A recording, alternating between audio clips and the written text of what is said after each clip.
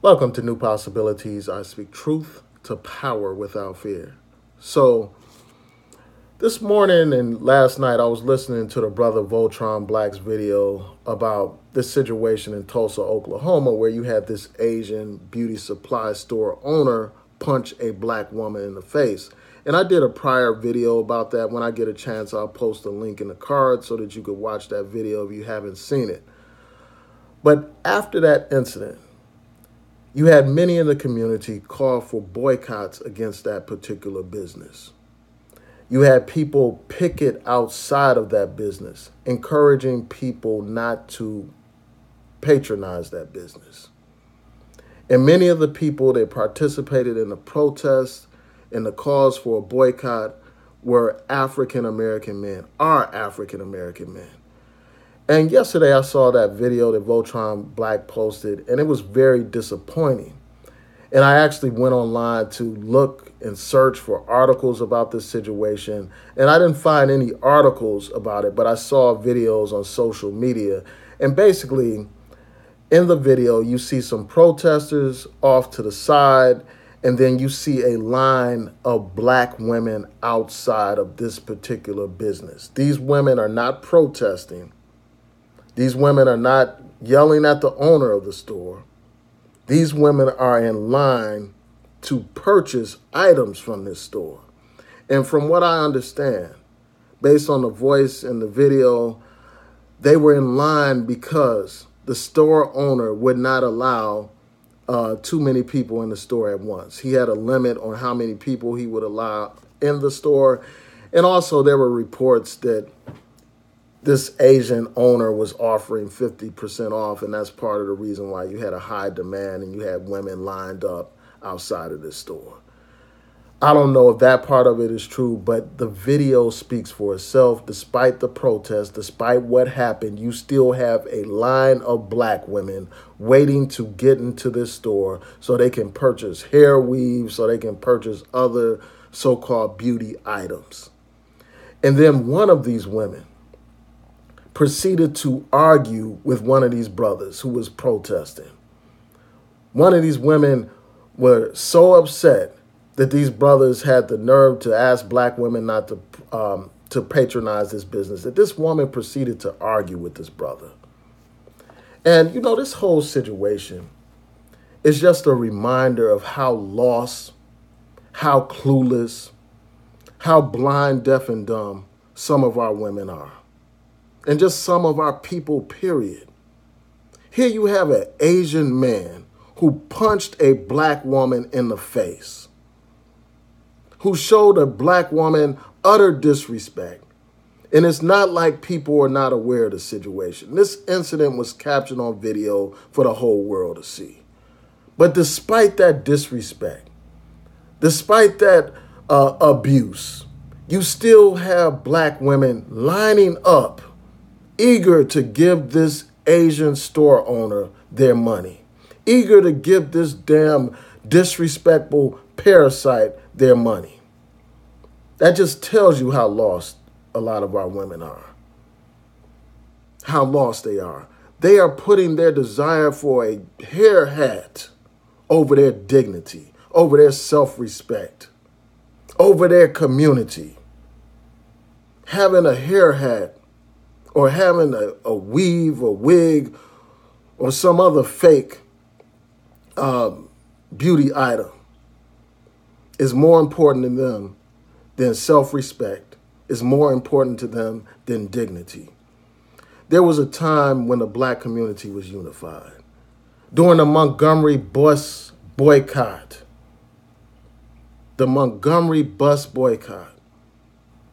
our brothers and sisters were united.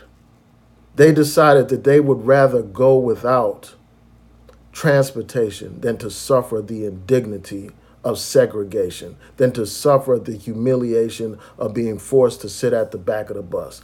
They would rather give up the convenience of being able to travel on a bus than to have to be told, well, you have to get out of your seat so this white person can sit down. They decided that dignity was more important than convenience. They walked to work. They carpooled to work.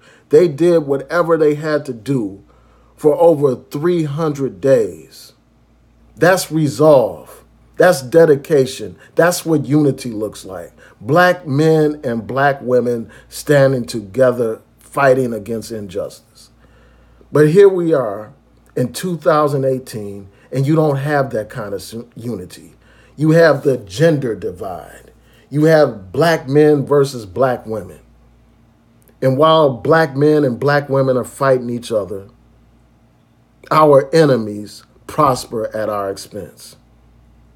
Here you have a business that has no respect for black people, but yet black people are giving their money to this business. That is why these parasites thrive in our community.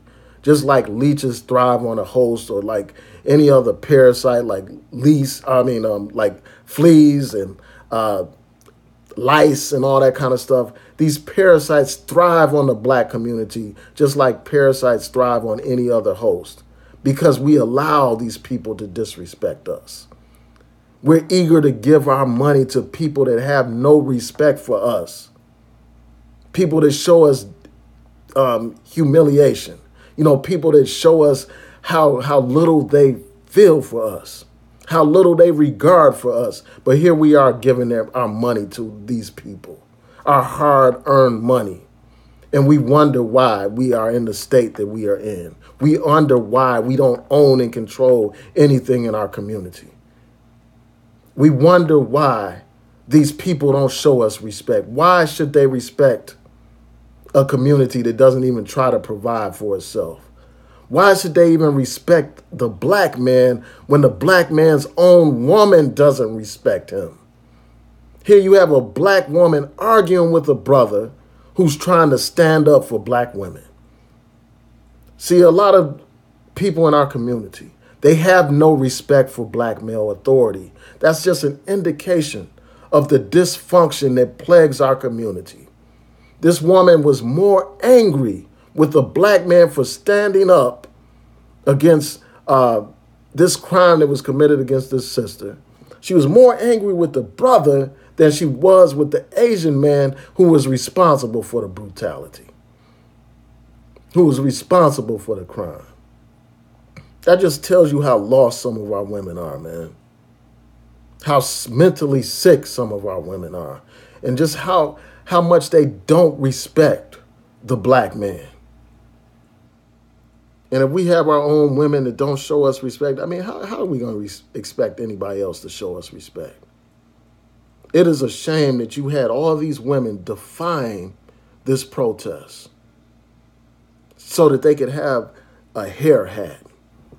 And the fact that people would go this far to get a weave or to get some other fake products just tells you again how lost our women are, some of our women. The fact that they feel the need to even purchase foreign hair and sew it into their head so they could resemble white women or some other group of women just tells you how lost our people are, man. What's wrong with the hair that grows out of your head? What's wrong with the natural African hair that you have? What makes that hair bad? What makes that hair ugly in your mind? Why isn't your own natural hair good enough for you? Why do you have to sew in somebody else's hair in order to be beautiful when you're already naturally beautiful as an African woman? Unfortunately, man, our people are just lost, man. They don't have knowledge of self. They don't have love of self. Because if you had knowledge of self, you wouldn't even have a desire to purchase a weave. You would love your own hair. If you had knowledge of self, you would not give your hard-earned dollars over to these parasites.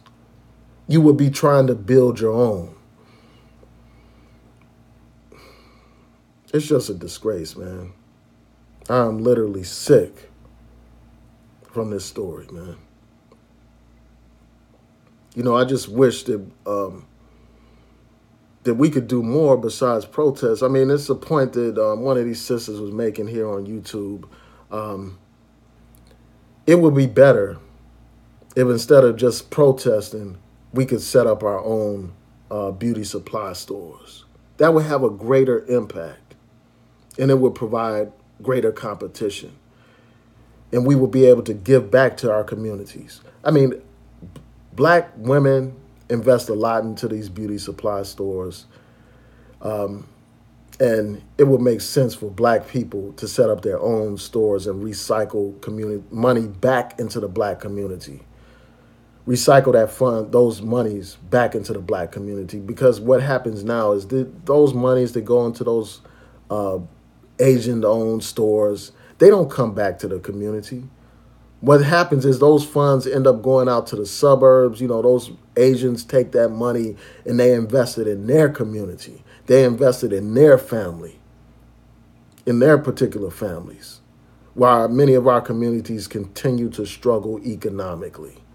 These people don't give money to any causes or anything like that that's beneficial to the black community. So again, man, we need to step up these protests, step up the boycotts, and more importantly, we need to create our own so that we are not dependent on these people, man. We are dependent, literally, on our adversaries for everything, for food, clothing, and shelter. We're dependent on these people for the basics, for beauty supplies. Why can't we create our own beauty supplies? Why can't we create our own stores instead of relying on these people, man? And it's just a shame that you have this disunity in our community, man. Instead of uniting around common issues, we would rather squabble and fight over these gender issues. Peace.